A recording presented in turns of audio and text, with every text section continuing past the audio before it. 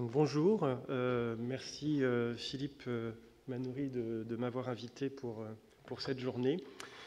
Je vais vous parler effectivement d'outils virtuels scientifiques pour la représentation et puis surtout dans un premier temps pour la fabrique physique du son. Ah, ça commence mal. Voilà, excusez-moi. Donc, le contexte est celui de l'acoustique musicale et de l'audio qui comprend un grand nombre de disciplines, la perception, l'acoustique des salles, le traitement de signal, la synthèse sonore, la physique évidemment pour décrire les instruments de musique, la voix chantée par exemple. Et aujourd'hui, moi dans cet exposé, je vais me concentrer juste sur cette partie qui est autour de la synthèse sonore, la physique pour décrire les instruments et puis le traitement du signal. Et Nicolas Aubin parlera tout à l'heure un peu de la voix, donc je l'ai mis en pointillé. Donc le plan va être découpé en deux, grosso modo. D'abord, je vais aborder les questions de la fabrique physique du son, où on a un système ici qui peut être tout simplement un instrument de musique, avec de la physique dedans, et puis on a un moyen d'action, et puis on entend quelque chose, donc ça se passe autour de ce paradigme système et signal produit. Et puis, dans un deuxième temps, on va parler de la représentation du son. Cette fois-ci, on capte un signal et on veut en extraire des informations potentiellement musicales. Alors, concernant la fabrique physique du son, les objectifs sont généralement d'avoir une synthèse sonore réaliste, où on va vouloir restituer tout ce qui est timbre de l'instrument, les attaques, les transitoires, mais aussi tous les régimes et la diversité qu'un instrument est capable de fournir. On s'intéresse aussi à travers les modèles à avoir de l'aide à la facture instrumentale ou pour l'audio, c'est-à-dire qu'on va essayer d'estimer, de prédire ou d'optimiser des instruments, c'est des choses qu'on fait aujourd'hui. Et puis, en troisième objectif, le contrôle et la correction de la production sonore. Donc ça, c'est très large, mais un exemple peut être, si je veux augmenter un instrument en lui mettant des actionneurs et des capteurs, je vais pouvoir le faire, ou alors je vais vouloir corriger la qualité d'un haut-parleur, par exemple. Les enjeux sont autour de la réalité virtuelle, donc évidemment dans le domaine artistique qui va nous intéresser aujourd'hui, et puis l'extrapolation de la physique. Et puis, pourquoi pas, c'est des choses qu'on fait avec le musée de la musique aujourd'hui, la reproduction d'instruments anciens. Un autre enjeu va concerner les instruments modifiés, augmentés ou tout simplement nouveaux, et puis aussi des outils pédagogiques, donc et scientifiques et musicaux, et potentiellement de la santé autour de la voix, pour tout ce qui est voix pathologique par exemple. Donc l'approche que je vais vous présenter repose sur la théorie des systèmes, théorie du contrôle, théorie des systèmes dynamiques, et puis du signal, qu'on retrouve par exemple dans les télécommunications. Et elle va s'appuyer sur, comme vous l'avez compris dans le titre, la modélisation physique. Donc on va parler de mécanique, d'acoustique, d'électronique, de magnétique, etc. Et avec des aspects réalistes, donc la passivité, donc le fait qu'un système ne crée pas lui-même d'énergie, des non-linéarités, je vais y revenir tout à l'heure, de dissipation non idéale, qui sont très importantes dès qu'on veut avoir un son qui ne va pas sonner synthétique. Donc je reviendrai là-dessus tout à l'heure. Et puis des développements technologiques et expérimentaux, donc de mécatronique, de robotique et évidemment de logiciels. Donc voilà, donc, la présentation va s'articuler autour des théories des systèmes, théories des signaux sonores, et en fait il s'agit d'un axe continu. Donc là j'ai mis un ensemble de vignettes avec probablement pas mal de noms que vous ne connaissez pas, mais je vais m'appuyer là-dessus justement pour expliquer tout ça.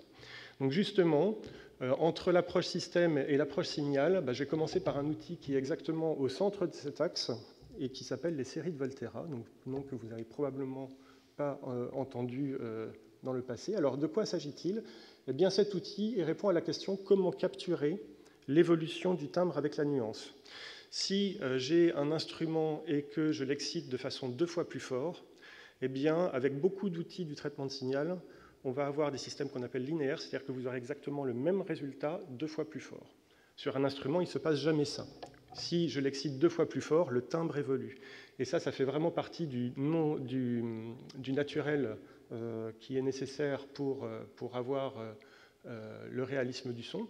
Alors j'ai pris ici 3 exemples très différents. Le cuivrage des sons, donc si on prend une onde qui se propage dans un tube à fort niveau, eh bien cette onde, si elle est sinusoïdale, elle va avoir tendance à se déformer pour former une dent de scie. Donc là, effectivement, si j'envoie quelque chose qui va être 2 fois plus fort, eh bien, je vais avoir un signal en sortie qui va être de plus en plus distordu et qui va se rapprocher de plus en plus d'une dent de scie. Si je prends un synthétiseur d'électronique analogique qui a été assez célèbre, fait par Robert Moog, eh bien, les gens de la musique électronique apprécient beaucoup ce filtre parce qu'il a une signature très particulière. Et cette signature très particulière, elle vient de la structure électronique que je ne vais pas répliquer ici, mais qui est constituée de transistors, et les transistors ont des aspects saturants. Et puis enfin, troisième exemple, une corde en grand déplacement. Eh bien, si vous avez des tout petits déplacements, la tension de la corde, on peut la considérer comme constante. Et puis ici, elle a des grands mouvements. Vous voyez bien que la corde va occuper une longueur plus grande, et comme elle a une longueur plus grande, eh bien, sa tension va augmenter. C'est comme si on tirait dessus. Et parce que la tension augmente, ça va modifier la dynamique, et donc ça va modifier le timbre, etc. etc. Alors, les équations ici sont juste là comme support. Ce qu'il faut voir, c'est que ce qui est entouré en magenta correspond aux fameuses non-linéarités. C'est ça qui va modifier le timbre, parce qu'on va l'exciter 2 fois plus fort. Et autre chose extrêmement importante pour le réalisme, c'est ce qui est en vert, c'est tout ce qui est amortissement. Si j'excite un instrument et que j'arrête de jouer, le son finit par s'éteindre. Alors c'est la palissade que de dire ça, et pourtant dans beaucoup de modèles physiques étudiés par les physiciens, très souvent on commence par étudier des choses assez complexes, mais sans les amortissements. Dès qu'on fait de la synthèse sonore, on en a besoin dès nos premiers modèles. Alors les séries de Volterra, c'est un outil plutôt de l'automatique qui est représenté ici. Et ce qu'il faut voir, c'est qu'on a notre excitateur qui est U, notre sortie qui est X, ici. Donc ça, c'est ce qu'on va écouter. Et ça, c'est comme la façon dont on va exciter. Et donc, si je prends juste un des termes qui est ici, donc H1 de taux 1, U de T moins taux 1, que représente cette symbolique? Eh bien, H représente toute la mémoire qu'il y a dans le système. Donc j'excite avec une certaine entrée, U, et puis T moins taux 1, T c'est le temps courant, et taux 1 c'est un index temporel de lecture de mémoire. Donc on va chercher tout l'historique de l'excitation dans le passé, et on vient le pondérer par un coefficient, H, et ceci décrit de façon parfaite les systèmes linéaires, c'est ce qu'on appelle la réponse impulsionnelle. Dans les séries de Volterra, ce qui va se passer, c'est que vous voyez que vous avez plusieurs occurrences de U. Alors ça, c'est très important parce que c'est là que tout va se passer dans la non-linéarité. Si j'ai un seul U, eh bien, si j'excite 2 fois plus fort, je vais avoir 2 fois U, ça sort de ma formule, et j'ai X qui est double. Maintenant, si j'ai U fois U et que je multiplie par 2, je vais avoir 2 fois 2, je vais avoir 4. Et puis si j'en ai 3, je vais avoir 2 fois 2 fois 2, je vais avoir fois 8, etc. Donc en fait, dans cette somme, eh bien, on va avoir l'encodage de toutes les non-linéarités rangées par ordre, donc puissance 1, puissance 2, puissance 3, etc. Et donc, en fait, cet outil il est vraiment intéressant parce que ce qu'il encode, finalement, c'est toutes les distorsions à mémoire de tout type et pour toute forme d'entrée, puisque le U est un signal abstrait. Alors, la question est, peut-on pré-résoudre toutes ces équations de la physique pour leur donner cette forme-là où finalement tout a été pré-résolu à travers le noyau et la mémoire, tout ce qui est la mémoire ici? Et la réponse est oui, donc on a eu des nouvelles méthodes scientifiques pour ça, et je vais vous faire écouter des résultats. Donc en fait, les séries de Volterra capturent tout ce qui est distorsion raffinée. Donc le premier exemple que vous allez écouter, c'est un exemple de cuivre qui joue, et dans le premier cas, il ne va pas y avoir la non-linéarité qui est excitée. Et dans le deuxième cas, on l'a réexcité artificiellement, donc à partir de cette équation et sa résolution comme ça. Et ça donne un son plus timbré. Vous allez voir, c'est assez fin, en fait.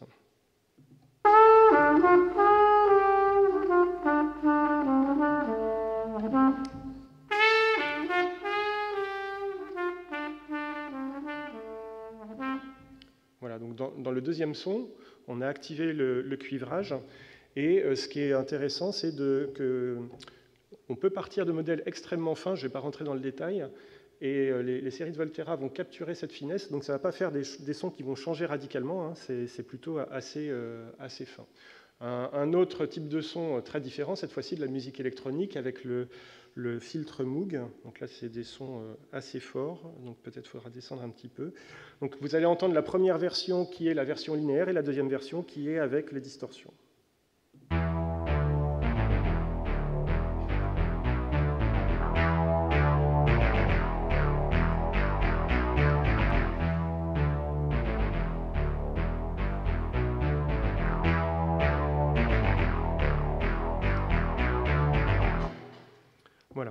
Donc ça rajoute la vie, on va dire, au son que souvent, quand on fait les méthodes de base, on perd en synthèse sonore.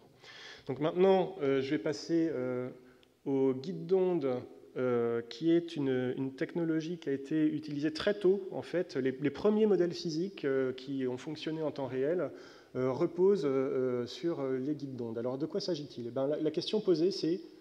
Alors là, j'ai pris un tube acoustique, on pourrait prendre une corde, hein, mais comment simuler un tube acoustique à faible coût et avec réalisme?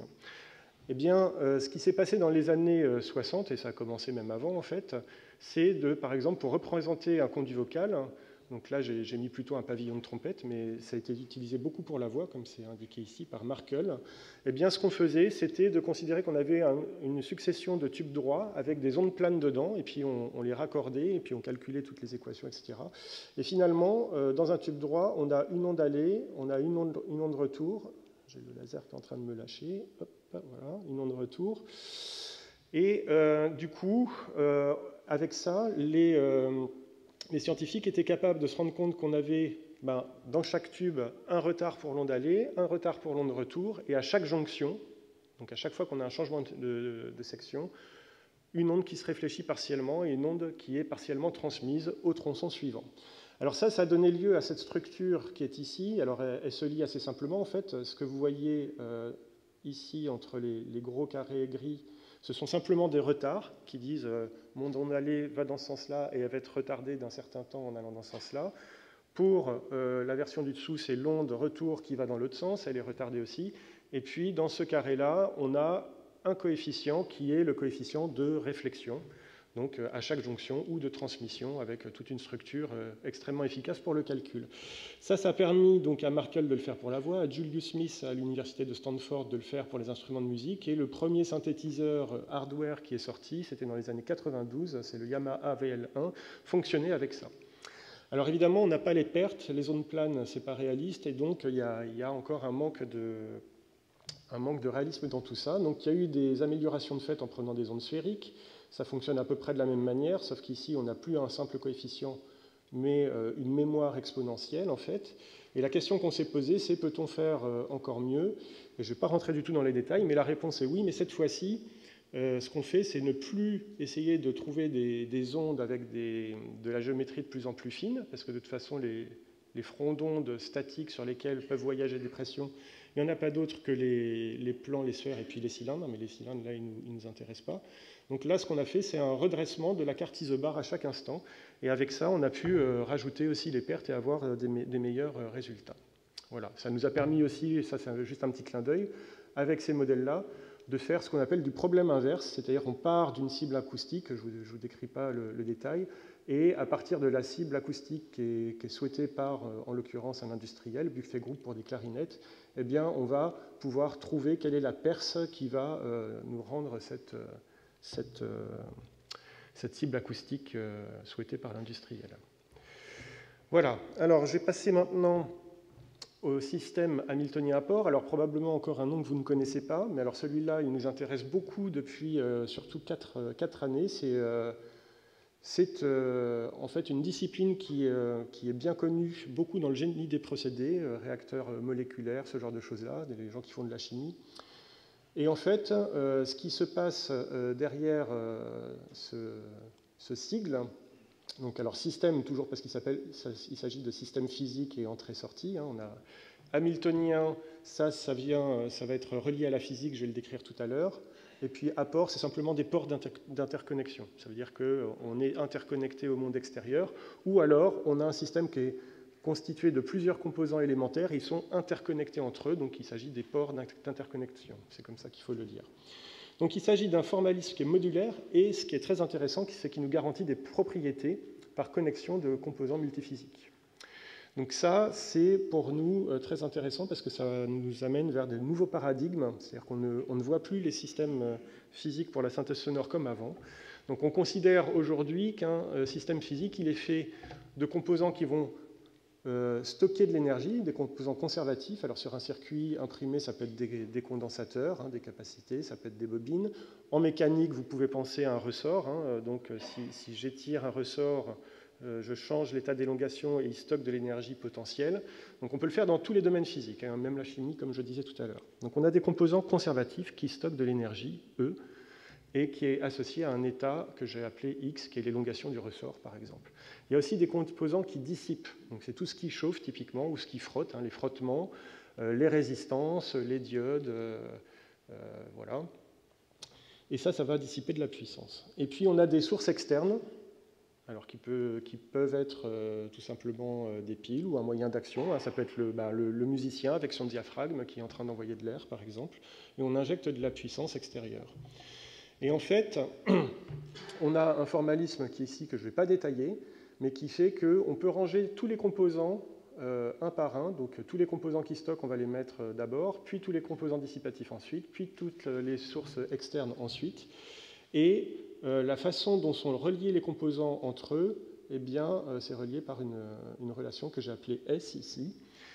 Et on va vouloir vérifier la physique, c'est-à-dire qu'on a des liaisons conservatives. C'est-à-dire la variation de l'énergie qui est stockée à l'intérieur de ce système est exactement égale à la puissance que j'y mets, moins la puissance qui est dissipée.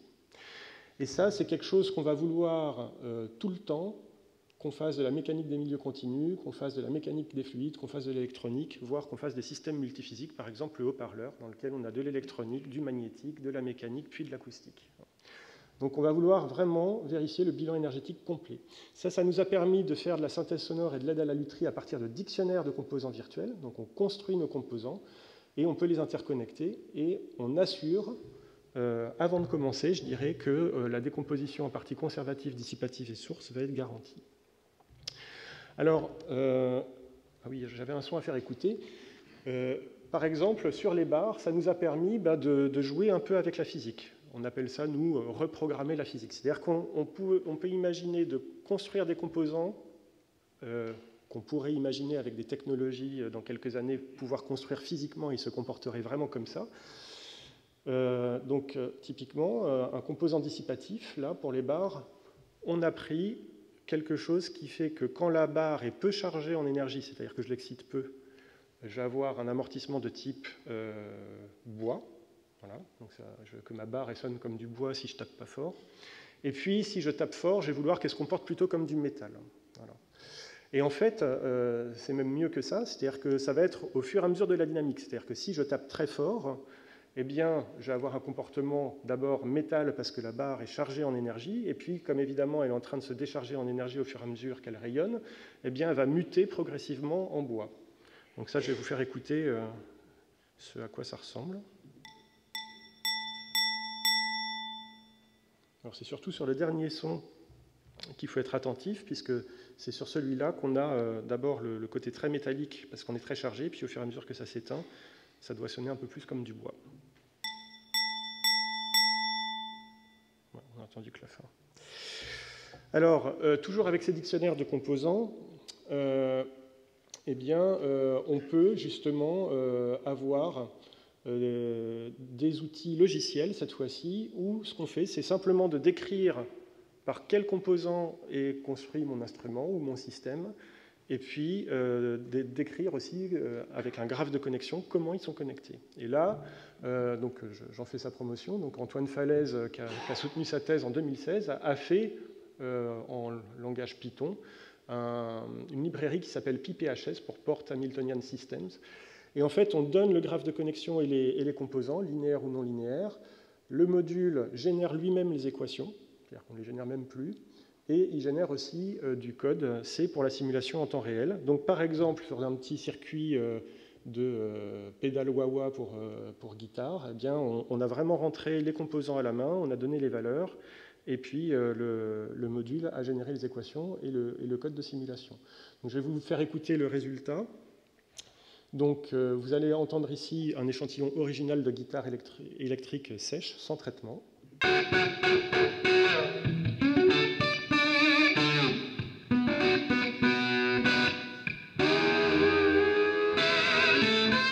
Et maintenant la version traitée.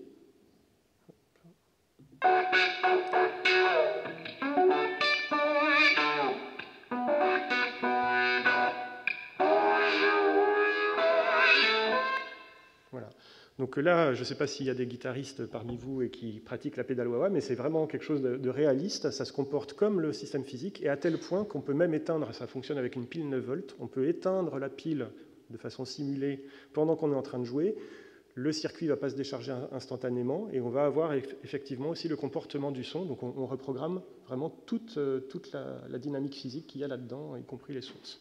Alors un autre système qui nous a beaucoup intéressé, c'est le Fender Rhodes. Alors pourquoi? Parce que c'est un piano mécano-électromagnétique, puisqu'on a de la mécanique du marteau avec des feutres et le marteau qui vient taper sur une barre, donc la mécanique des milieux continus.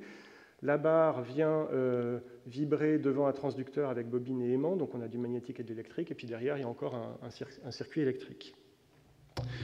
Alors là, donc je vais vous faire écouter aussi le résultat qu'on a sur une simple note quand on la frappe de plus en plus fort, et toutes les non-linéarités vont faire que le timbre va varier beaucoup et de façon réaliste.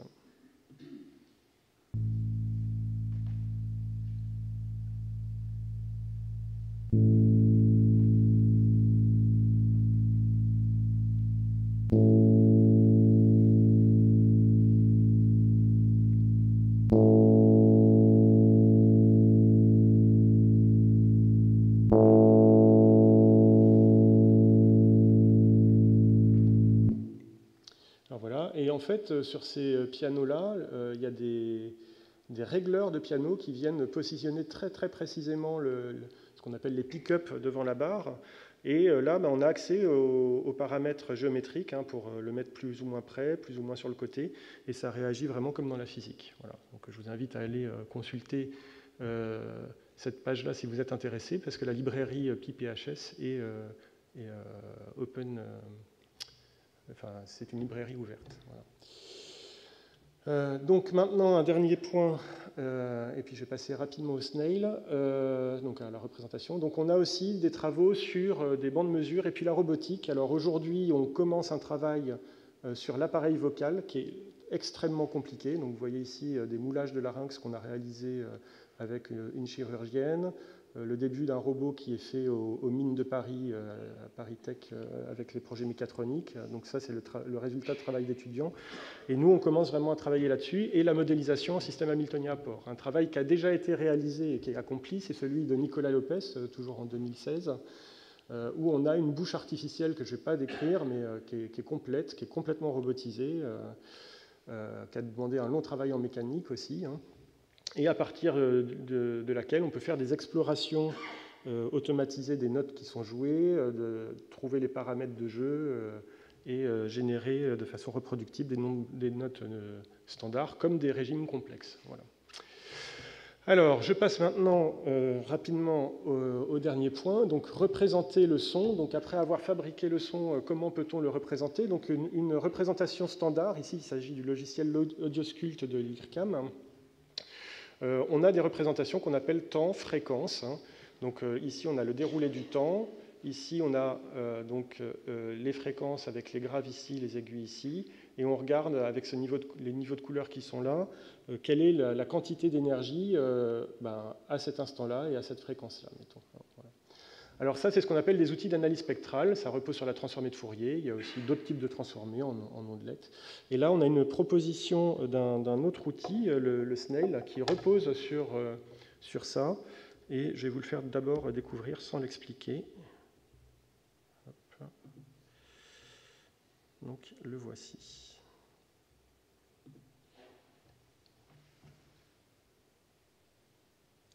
Alors, il n'y a pas de son. Alors, je vais peut-être ouvrir. Hop.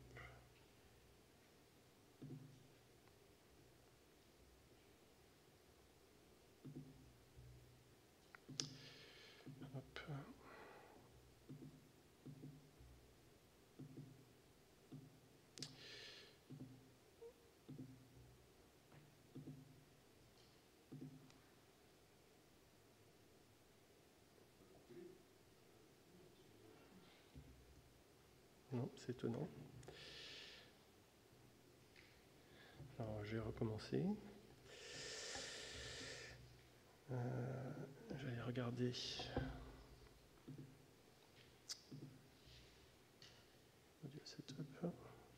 Ça fonctionnait tout à l'heure.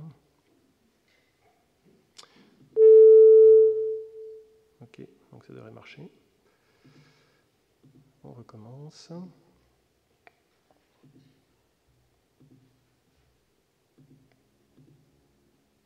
On peut le mettre plus fort.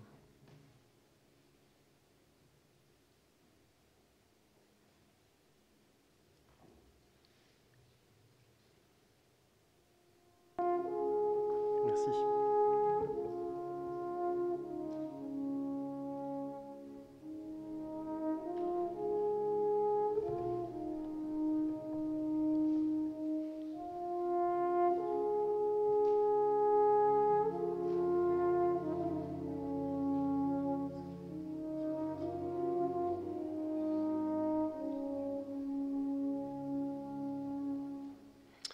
Alors voilà. Philippe, est-ce que je peux prendre encore 2 minutes ou pas? Oui. Bon. Alors, j'avais prévu 11 sons. Je ne vais pas faire 11, ça va être trop long. Je vais vous en faire écouter que quelques-uns. Donc, je ne vais pas non plus expliquer comment c'est fait en interne, parce que j'ai pris trop de temps. Mais je vais vous faire écouter celui-ci, pour vous expliquer comment ça fonctionne. Donc en fait, l'idée, c'est que plutôt que d'afficher le spectre avec les fréquences, si je prends l'axe fréquentiel là, entre mes mains, eh bien ce qu'on va faire, c'est qu'on va l'enrouler, cet axe fréquentiel. Et on va l'enrouler en faisant chaque tour est égal à une octave. Alors une octave, c'est une multiplication de fréquences par 2. Et ça fait que, eh bien, évidemment, avec la spirale qui se forme, on a une répartition,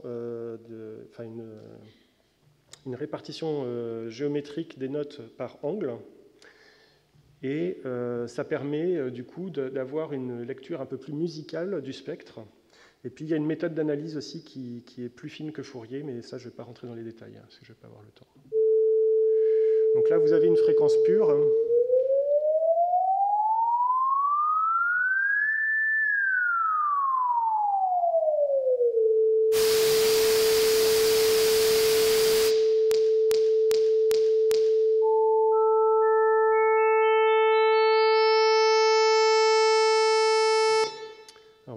C'est un son un peu désagréable, je m'en excuse, mais c'est simplement parce qu'il est assez pédagogique pour ça. Donc on a vu une sinusoïde pure qui a fait une excursion de 2 octaves puis qui est revenue. Ensuite, on a vu, oui, c'est le cas de le dire, du bruit blanc qui excitait toutes les fréquences. Et là, on a une décomposition harmonique. Donc la décomposition harmonique, on a ici le fondamental, puis l'harmonique 2 qui est le double de la fréquence. Je continue de tourner. Puis 3 fois la fréquence, on atterrit sur la quinte. Puis 4 fois la fréquence, 2 fois 2, c'est l'octave de l'octave. Puis 5, donc là, on arrive sur la tierce majeure un peu bas. Alors pourquoi un peu bas? Parce que ici, elle est exacte, c'est vraiment 1 fois 5, il n'y a pas d'erreur. Mais on a divisé l'octave en 12 parties égales, donc c'est le tempérament égal. Et le tempérament égal n'est pas compatible avec la décomposition harmonique, donc ça se voit. Donc ces traits-là, ils ne changent rien. D'ailleurs, on peut les retirer. C'est comme du papier millimétré, si vous préférez. Donc il faut juste que je retrouve où c'est. Voilà, par exemple, on peut faire ça. La position des composantes harmoniques sont vraiment au même endroit. Et si on veut, on peut mettre une grille, on pourrait en mettre une autre. Donc là, c'est le tempérament égal qui est représenté. Alors, j'ai passé encore 2 derniers sons et puis je vais m'arrêter. Donc, un, pour vous montrer que ça permet de lire à vue quasiment des accords d'orgue, par exemple.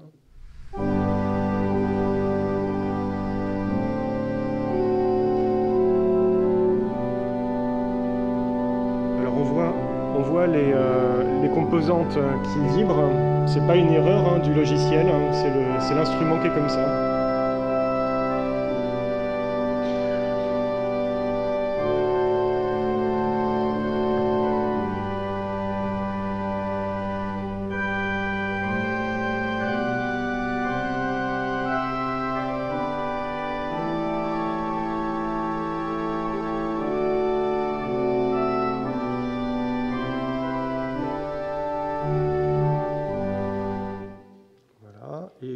Dernier son, donc Tensio, donc un très court extrait de Tensio de Philippe Manoury, pour voir aussi des aspects sur l'inharmonicité. Là, on avait des notes qui étaient parfaitement harmoniques, hein, toutes les composantes, notamment en octave, étaient parfaitement alignées.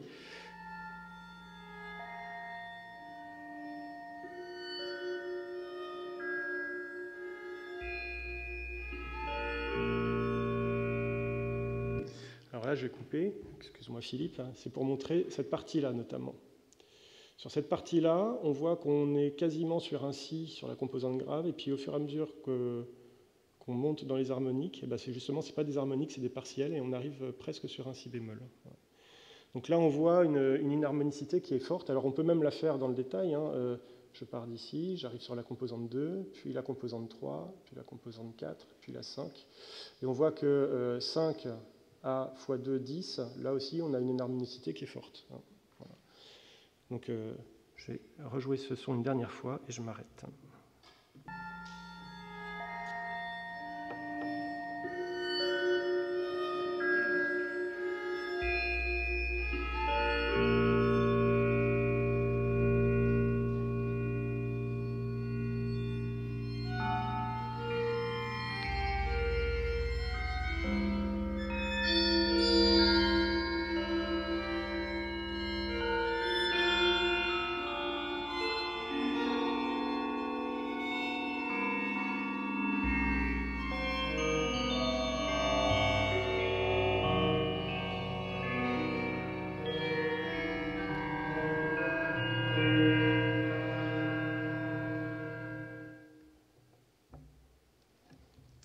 Voilà, je vous remercie et je vais aller à ma page de conclusion. Hop, voilà.